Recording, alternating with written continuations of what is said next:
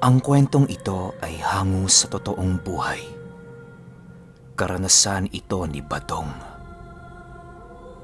Taong 1980, Paniki, Masbate.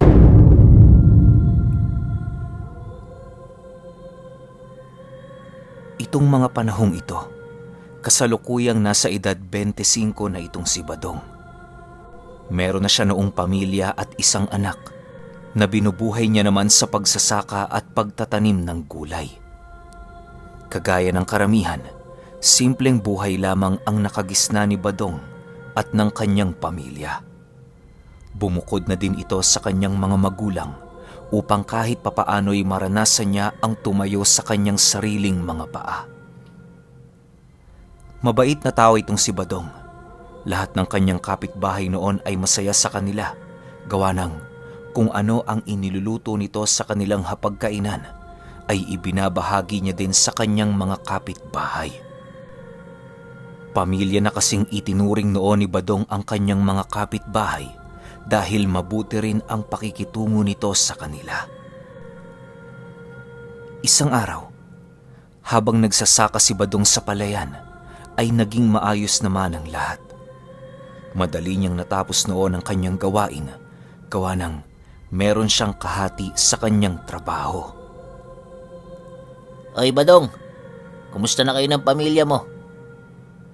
Tanong ng kumpare ni Badong na siya ring katulong niya sa sakahan. Ito, Pimoy, nangangamba na baka paalisin na kami sa aming lupang tinitirhan. Alam mo naman, di ba? Hindi sa amin ang lupang yon. Sagot naman ni Badong. Sus, pakiusapan mo lang yan, Dong. Sigurado akong pakikinggan ka naman ng mga yan eh. Sagot naman ni Pimoy. Matapos nilang makapag-usap, ay pinili na nilang tumungo sa pamamahay ng may-ari ng lupang kanilang sinasakahan. Bale, kukuha kasi sila ng kanilang sahod sa araw na yon na siyang gagamitin nilang pambili ng kani-kanilang mga pangangailangan. Sa pagsapit ng hapon, tuluyan na ngang nakabalik si Badong sa kanilang tahanan. Nadatna niya noong nagwawalis ng kanilang bakuran ng kanyang asawa at anak, kung kaya't dali-dali naman niya itong nilapitan. Nang masipat siya ng kanyang mag-ina, agad din namang itinigil ng mga ito ang kani-kanilang mga trabaho. Pinili nilang pumasok na muna ng kanilang tahanan upang maluto ang daladalang pagkain ng kanilang haligi ng tahanan. Habang masaya silang nag-uusap sa loob ng kanilang tahanan, biglang napatigil si Badong sa pagkukwento nang makarinig siya ng isang malakas na katok sa pintuan ng kanilang bahay. Dali-dali rin itong nilapitan noon ni Badong upang tanungin kung sino ang panauhing bumisita sa kanila. Sino yan? Tanong ni Badong. Badong, si Abay to, ang may-ari ng lupang tinitirikan ng bahay niyo. Sagot naman ng lalaki. Nang marinig ito ni Badong, bigla namang napakunot ang kanyang noo nang marinig niya ang sinabi nito. Ilang beses na kasi siya nitong pinagsabihang hindi sila maaaring umalis sa lugar na yon, gawa ng ang tatay mismo ng kasalukuyang may-ari ng lupa ang nagsabi sa kanilang doon na sila manirahan kahit ilang dekada pa ang lumipas. Nang mawala kasi ang ama ni Abay, panay na ang ginagawang pagkulit ng mga ito upang mapalaya sila sa kanilang tinitirhan. Labis-labis namang nagmamatigas noon sila Badong, gawa ng wala pa silang kakayahang muling makapagpatayo ng bagong tirahan. Pagbukas ni Badong ng pinto, agaran din namang pumasok itong si Abay kasama ang kanyang mga kapatid at primo.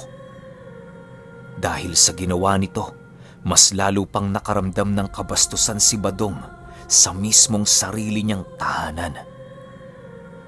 Dahil sa iyo ng may-ari ng lupang kanilang tinitirhan, kung kaya't labis-labis ang pagtitimpi dito ni Badong. Siya nga pala, Dong. Wala ba kayong balak na umalis dito? Baka sa susunod kasi na taon, Patayuan ko na ito ng bagong bahay para sa mga anak ko. Pasensya ka na ha. Pero gusto ko lang kunin ang mga bagay na pamana sa akin. Wika ni Abay. Pero Abay, kabilin-bili na ng ama mo noong buhay pa to na dito kami maninirahan kahit ilang taon naming gusto. Napakabastos mo naman atang anak kung hindi mo bibigyan ng dangal ang mga salitang binitiwan sa amin ng ama mo. Sagot naman ni Badong. Alam mo Badong, ibang ama ko sa akin. Patay ng tatay ko. Kung kahit ako na ang may kapangyarihan sa lupang to. Ngayon, kung patuloy ka magmamatigas, mapipilitan ako ipagtabuyan ka na parang aso. Galit na sagot naman ni Abay. Dahil sa narinig noon ni Badong, pinili niyang wag na lamang sumagot upang hindi na lumala ang kanilang pinag-uusapan. Ayaw kasi noon ni Badong na makagawa ng masama, gawa ng palagi niyang iniisip ang kapakanan ng kanyang pamilya. Matapos makapagwika ni Abay, agaran din itong lumabas ng kanilang bahay. Hindi na nito nagawa pang makapagpaalam sa kanila na siyang labis na ikinagalit ni Badong. Nang tuluyan ng makaalis ang grupo ni Abay, pinili nilang mag-asawang pag-usapan ang pagpapaalis sa kanila ng may-ari ng lupa. Sa kanilang pag-uusap ay halos magawa pa noon nilang mag-away dahil sa nagpupumilit na noon ang asawa ni Badong na lisanin na lamang ang kanilang tinitirahan. Ilang araw pa ang lumipas, naging maayos naman ang paninirahan nila Badong. Habang patuloy na nananahimik noon si Badong, walang kaide-ideya sila Abay na binibigyan na pala sila ng pagkakataon ni Badong na baguhin ang kanilang desisyon. Lingid kasi sa kanilang kaalaman, merong itinatagong napakadilim na sikreto ang masiyahin at mapagkumbabang katauhan ni Badong. Wala silang kaide-ideya noon na merong kakayahang manumpa at pumatay ng tao ni Badong gamit-gamit ang kanyang mga aral na nasa kaliwa. Hindi makakapayag si Badong noon na babuyin at insultuhin ang kanyang pamilya nang walang kapalit. Hindi niya noon nagagawang galawin ng pamilya nila Abay dahil sa iniisip pa rin ni Badong na sa lupa sila ng mga ito naninirahan. Sa pagsapit ng pangatlong linggo, doon na nga nangyari ang mga hindi inaasahan. Habang nagpapahinga noon si Badong sa kanilang tahanan, biglang lumusob ang pamilya ni Abay na merong daladalang baril at sundang. Nagsisisigaw ito sa labas ng kanilang pamamahay na para bang meron silang kasalanang nais ng mga ito na kanilang pagbayaran. Nang marinig ni Badong ang pagsisigaw ng mga ito, agaran din naman niya itong nilabas upang harapin. Ang nag-iisang anak noon ni Badong ay umiiyak na dahil sa pagsisigaw ng mga kasama nila Abay. Bale, magbabandang 6:00 na ng gabi nang mangyari yun na siyang oras ng pamamahinga ng anak ni Badong. Sa paglabas niya sa kanilang tahanan, agaran din naman niyang kinumpronta ang mga ito. Ano na naman bang problema niyo, Abay? Talaga bang hindi niyo kami titigilan? Kayang-kaya ko kayong lahat, pero hindi ako gumagawa ng hakbang dahil palagi kong iniisip ang aking pamilyang maiiwan. Huwag niyo akong hahamunin, Abay, dahil hindi ako masisindak sa mga armas na daladala ninyo. Wika ni Badong. Nang marinig ito ng mga kasamahan ni Abay, bigla nitong ikinasa ang kani-kanilang mga baril na dala. Hindi naman noon natinag si Badong nang masipat nito ang ginawa ng mga kasamahan ng may-ari ng lupa. Badong! Tapos na ang palugit ko para sa paglayas nyo sa lupa ko. Bukas, kapag hindi kayo magkusang lumayas, kami na mismo ang gigibas sa pamamahay nyo. Pakatandaan mo ito, Badong, dahil isang beses ko lamang yan sasabihin at hindi ko na uulitin. Sagot naman ni Abay. Nang marinig ito ni Badong, ay labis-labis na lamang ang kanyang galit na naramdaman. Bigla itong sumigaw ng napakalakas na halos lahat ng kanilang mga kapitbahay ay nakarinig ng sigaw ni Badong. Panay na din ang pag-iyak nito na parabang labis-labis ang galit niya sa mga taong yun. Dahil sa ginawa ni Badong, lahat ng kanyang mga kapitbahay ay nagawang makiusyoso sa mga nangyayari. Dahil sa napakarami na noong mga tao ang nagmamasid, kung kaya't ninais na lamang ng pangkat nila Abay na umuwi na sa kani-kanilang mga tahanan. Sa pag-alis ng mga ito, ay natira na lamang sa kalsada si Badong na panayang pag-iyak. Noon ding mismong gabi, napagpasyahan na ni Badong na gibain ang kanyang tahanan upang tapusin na ang sigalot na kanilang kinakaharap. Hindi naman siya noon nagawang pigilan ng kanyang asawa, gawa ng yun din ang nais nito upang tantanan na sila ng may-ari ng lupa. Ang ginawa na lamang noon nila Badong ay ang makisilong sa kanilang kapitbahay upang makapagpalipas sila ng gabi ng matiwasay. Habang ginigiba ni Badong ang kanyang tahanan, panayang pakikipag-usap nito sa kanyang sarili. Halos sa bawat paggiba ni Badong ng bawat parte ng kanilang tahanan ay sinasabayan ito ng pagtulo ng kanyang luha. Sinasabayan ito ni Badong ng pag-usal sa sumpang nais niyang ibaon sa lugar na yon.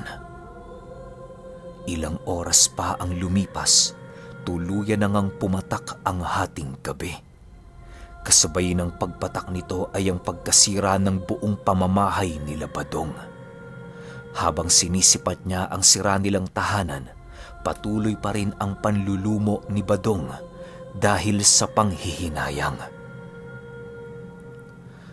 Habang nakaluhod siya noon, patuloy ang pakikiramdam ni Badong sa mga nilalang na umaaligid sa paligid. Meron ding pinakawalang usal noon si Badong na siyang pangtawag ng mga itim na engkanto upang mas lalong mapalakas ang sumpang kanyang bibitawan. Nang maramdaman na niya ang pangingibabaw ng mga demonyo sa dati nilang bahay, doon na ginawa ni Badong ang kanyang ritual. Agaran niya noong kinuha ang kanyang sundang upang makagawa ng simbolo sa entradang pinto ng kanilang tahanan. Sa pagsaksak ni Badong ng sundang sa lupa, meron itong mga katagang inusal na sa bawat pag-usal nito ay ang pagyakap sa kanya ng mga itim na engkanto. Matapos niyang itarak ang sundang, pinaikot-ikot niya ito sa lupa at pagkuha niya nito ay ang agaran naman niyang pagsugat sa kanyang braso. Habang sinusugatan ni Badong ang kanyang braso noon, panay ang kanyang pag-iyak habang umuusal. Matapos niya itong gawin, agad din naman siyang umupo sa lupa upang hintayin ang pagpasok ng mga elemento sa ritual na kanyang ginawa. Isinusumpa ko ang lupang ito. Lahat ng maninirahan dito ay mamamatayan ng pamilya at magkakaroon ng hindi kaaya-ayang pamumuhay. Lahat ng nasa demonyong nasa paligid ay titirhan ng itatayong pamamahay sa lugar na ito na siyang gagambala sa mga kadugo mo, Abay. Hindi ko mapapatawad ang ginagawa niyo sa akin at sa pamilya ko.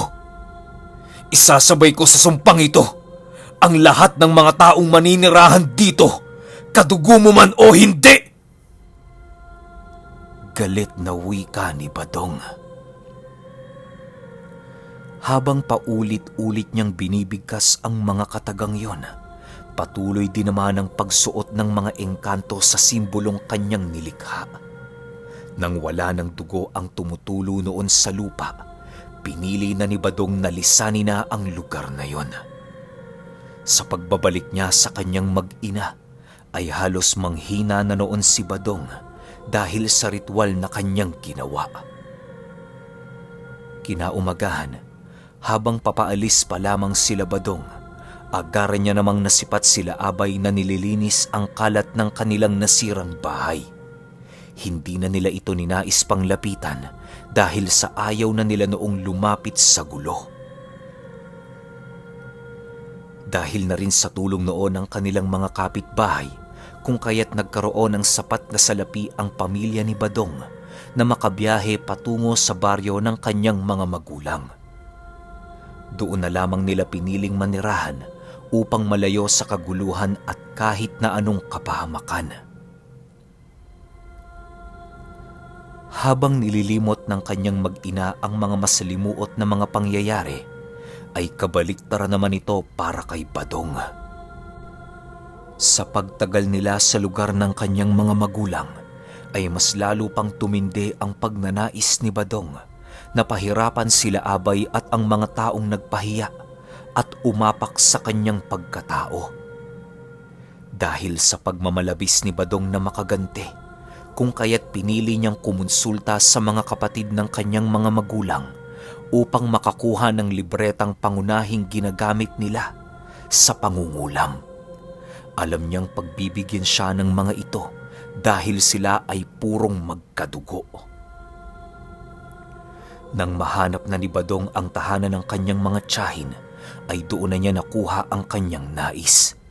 Hindi siya nagawang pagdamutan ng mga ito dahil si Badong noon ang anak ng kanilang pinakamatandang kapatid. Nang tuluyan ng makuha ni Badong ang mga kinakailangan para sa kulam, doon na niya inumpisahang hatira ng sakit si Abay. Wala man siyang litrato ng taong yon, pero nakatatak naman ang pagmumukha ni Abay sa kanyang isipan. Habang ginagawa niya ang ritual ng kulam, sinigurado ni Badong na hindi ito malalaman ng kanyang asawa. Sa paggawa niya ng ritual, ibinuhos ni Badong ang kanyang galit at puot para kay Abay. Nang tuluyan ng mangibabaw ang masamang espiritu sa ritual ni Badong, doon na niya ginawa ang mga hakbang sa pagpapahirap sa taong yon. Sa unang gabi ng kulam, ay walang habas na inundaya ni Badong ng saksak ang manikang pinagkonektahan niya ng wisyo ni Abay. Hindi na niya ito pinaabot pa ng pangalawang araw nang hindi namamatay. Sa sobrang gigil at galit kasi noon ni Badong, ay halos nagawa na niyang putulin ang ulo ni Abay sa unang gabi pa lamang ng kulam. Matinding pasakit na ang maibibigay nito sa kanyang biktima, na agaran din naman itong ikakamatay. Nang maramdaman na noon ni Badong na nanghihina na si Abay, pinili niyang isunod ang lahat ng mga kasama nito. Lahat ng mga nasilayan niyang kasama nito noong gabi ay pinatay niya ng walang pagdadalawang isip. Matapos niyang maisagawa noon ang kulam, pinili niyang lumuwas ng kanilang lugar upang personal na masilayan ang pinaglalamayang bangkay ng mga ito. Pagbalik niya sa dati nilang baryo, doon nga bumungad sa kanya ang tahanan nila Abay na punong-puno ng taong nakikilamay. Hindi na niya nagawang pumasok pa sa pamamahay ng mga ito dahil sa sapat na para sa kanya ang makitang patay na si Abay at ang kanyang mga kasama. Matapos ang mga pangyayaring yon, pinili na ni Badong na lumagay na sa tahimik. Binaon na rin niya noon ang kanyang aral upang hindi na niya ito magamit sa ibang mga tao. Naging masaya na din noon ang pamilya ni Badong dahil na rin sa suporta ng kanyang mga tiyahin at mga taong nagmamahal sa kanya. Sa paglipas ng taon, tuluyan na ngang nakapagtirik ng tahanan ang anak ni Abay sa lupang iniwan ni Badong. Noong una, naging maayos naman ang kanilang pamumuhay. Pero habang tumatagal sila sa lugar, doon na nakakaramdam ng kakaiba ang pamilya ng anak ni Abay. Nakakarinig na sila ng mga nilalang sa mismong tahanan nila kahit merong pa itong basbas ng simbahan.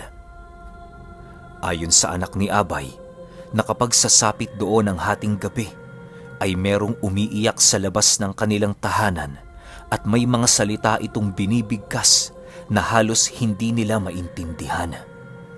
Dahil sa hindi naman sila gaanong naniniwala sa mga bagay na yon, kung kaya't ninais na lamang nilang ipagsawalang bahala ang kanilang mga naririnig at nakikita. Ilang buwan lamang noon nang lumipas, tuluyan na ngang namatay ang asawa ng anak ni Abay dahil sa isang aksidente. Sumunod dito ang kanyang pangalawang anak at ang kanyang panganay. Nalugmok din noon sila sa hirap na halos hindi na nila magawang kumain ng 3 beses sa isang araw. Dahil sa mga pangyayaring yon, kung kaya't pinili na lamang ng anak nila Abay na lisanin ang lugar na hindi ginigiba ang kanilang mismong bahay. Pinili na lamang nila noong bumalik na sa dati nilang tahanan upang muli silang makapag-umpisa. Magpahanggang sa ngayon, marami pa rin ang mga sabi-sabing kumakalat sa dating tahanan ng anak ni Abay. Sinasabi ng iilan na ang silid na dating pinagpapahingahan ng mga ito ay tuluyan ng naging pugad ng mga elemento at demonyo. At ang lahat ng pangyayaring yon ay dahil kay Badong at sa binitawan nitong sumpa sa lupa ng isang mangkukulam.